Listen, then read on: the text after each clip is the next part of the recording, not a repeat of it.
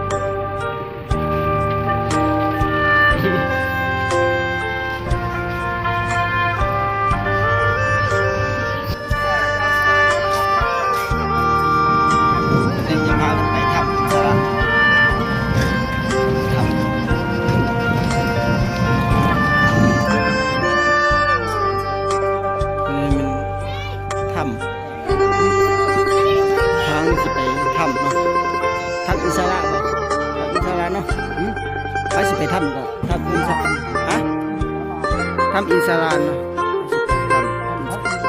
ทำพระอินสลานไปทำเนาะตอนนี้ไม่สถานที่สถาน